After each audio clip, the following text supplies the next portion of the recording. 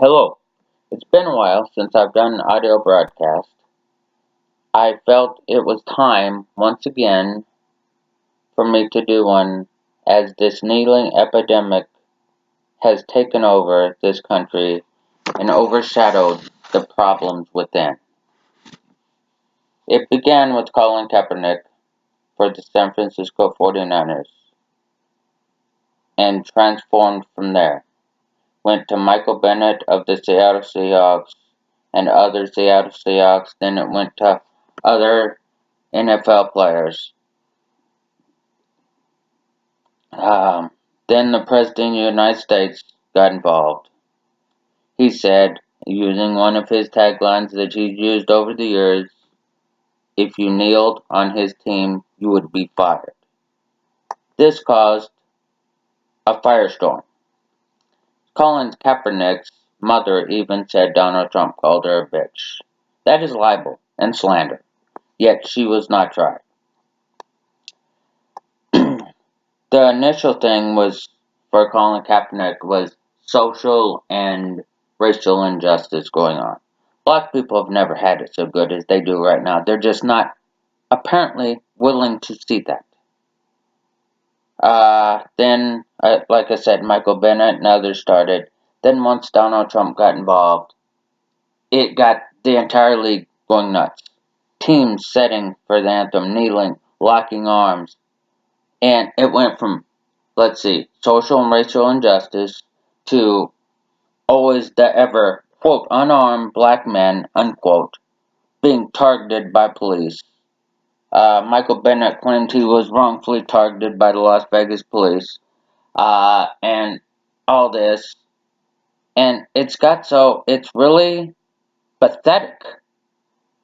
Now even white members of teams locking arms and kneeling for the anthem, owners of teams which you never see on the field, Jerry Jones you never see for the Cowboys, yet they had to make a statement on Monday Night Football, and the crowd booed them, and they should have.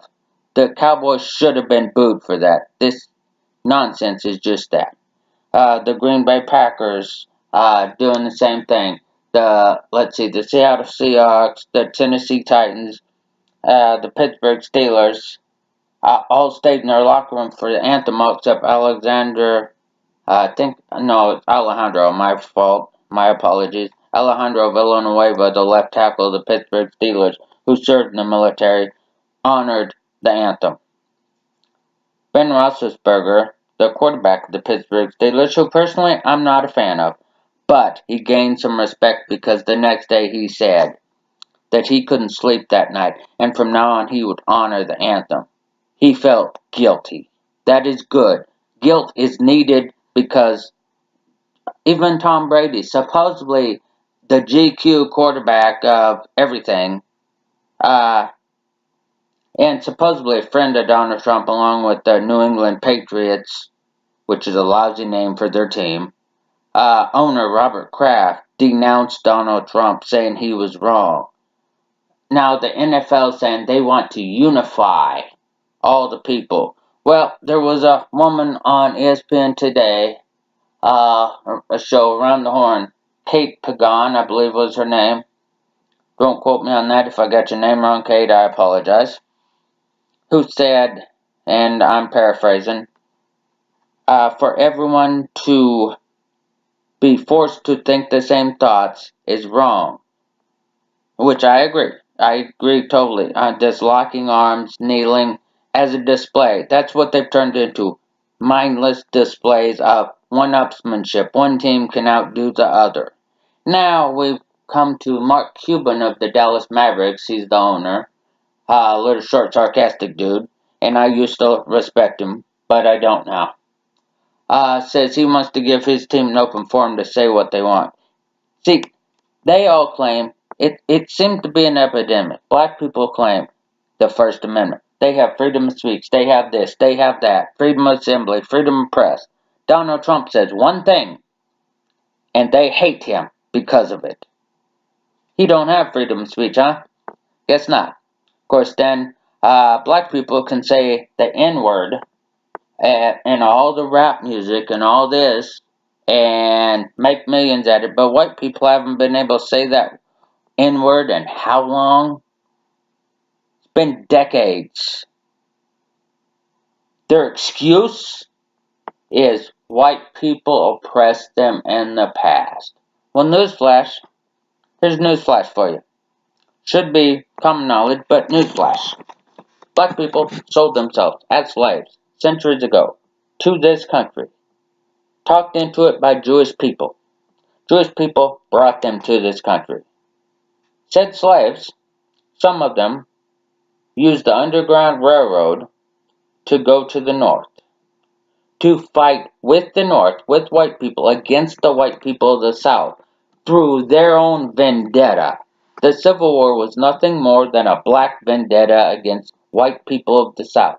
Little did those black people know that people in the North owned slaves. Then some slaves turned on their slave masters, fighting them or killing them. They were under contract and legally bought. I'm not saying I agree with slavery because I don't, but they legally sold themselves and then they turned on their slave masters and claimed we oppressed them. How exactly does that work? I guess I don't know that. Anyway, then, after the Civil War, Abraham Lincoln gave the Gettysburg Address. We'll get to that in a second. There was a show on just a couple nights ago called Haunted Towns from the Ghost Asylum people. Anyway, it's not about ghosts what I'm talking about. It's about they done some cities that were in the Civil War. Vicksburg, Mississippi. They said some history about it, and I looked it up, where during Civil War times, Vicksburg, Mississippi, among other cities, were locked down by the North, white and black people, where the people in Vicksburg, Mississippi, and other towns were enslaved to do as the North and the blacks in the North that ran away commanded. And if they didn't like it, they died. They slaughtered innocent people who weren't part of the war, yet black people claim white people oppressed them. I'm curious how that works. I really am in their backward logic. Okay, then we go back to Abraham Lincoln and the Gettysburg Address. I'm not going to recite it here. Don't worry. If you don't know it, you can look it up. Abraham Lincoln later freed slaves. At no time did he ever, and no time have they ever, according to any book, been given citizenship. Therefore, their freedom of speech, assembly, press, and everything else does not apply to them because all black people claim they're African Americans, even though 99.9% of them have never been to Africa. They claim to be ancestors of, or descendants, of slaves. If so, slaves were never given citizenship. And the term anchor babies, which is used for Hispanics that come across the border and have kids so the kids can be legal in this country, really isn't legal either. So, black people are not citizens. And that's just the way it is. So, their claims are all in vain because if enforced, they would be deported. Which is why, I believe, they fought so hard, and Barack Obama, when he was president, fought so hard to get sanctuary cities and illegals from Mexico, Israel, wherever they come from, in this country to strengthen the black people's claim that there are other illegals here that white people know are illegal, when most white people doesn't know the black people are here illegally. I believe that was Barack Obama's goal.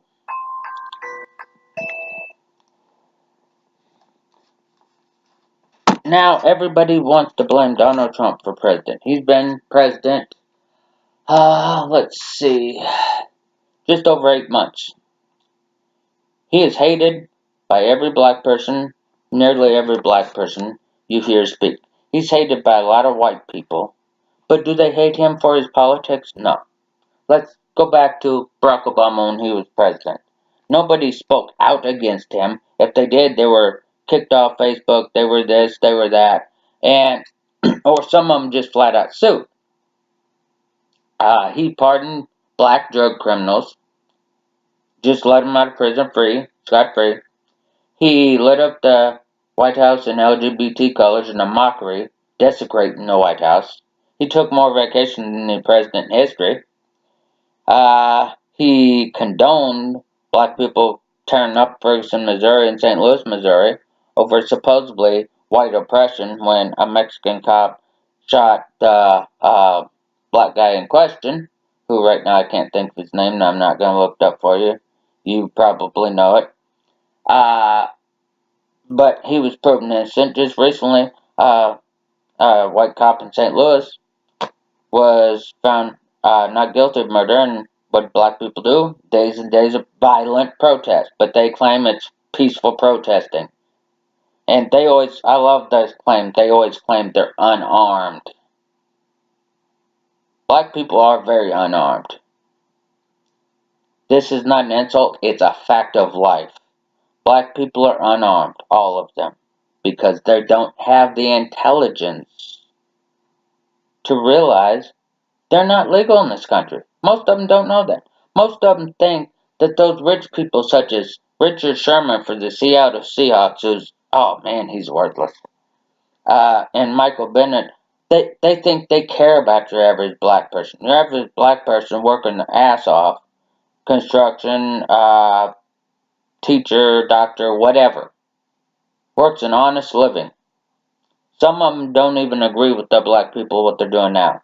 But Richard Sherman and Michael Bennett are giving them a bad name, along with Colin Kaepernick and all the rest. And Torrey Smith for the Ravens, oh, he thinks he's better. He denounces Donald Trump and Michael Jordan. You think Michael Jordan cares about anybody? He has more money than most people that are not on the Forbes 500 list. He doesn't care about anybody, but he wants to hate.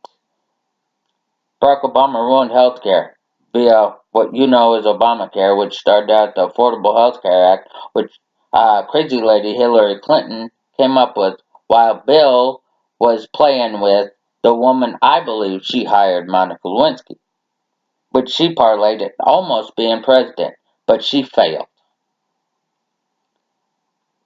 Still, she's trying to undermine everybody. And, you know, she don't hear from Barack Obama or Malik Shabazz or any of them right now, because Barack Obama, cordoned off sections of the western United States, has seized land. Wonder what he's doing with that. He also exponentially expanded national debt. Nobody done anything. He done everything possible to be impeached, but nobody ever done anything. He had 8 years. Donald Trump's had 8 months, and pretty much they want to execute Donald Trump. And for what? They don't talk about his politics. Healthcare's a little better. Not great, but it's getting better. He's paying down the national debt. What's wrong with his politics? Nothing. Nothing is wrong with his politics. Not every president, no decision by any business person, any politician is going to be favorable all the time. They make mistakes. They are human. Barack Obama is an abomination. And I won't stop saying that because he is.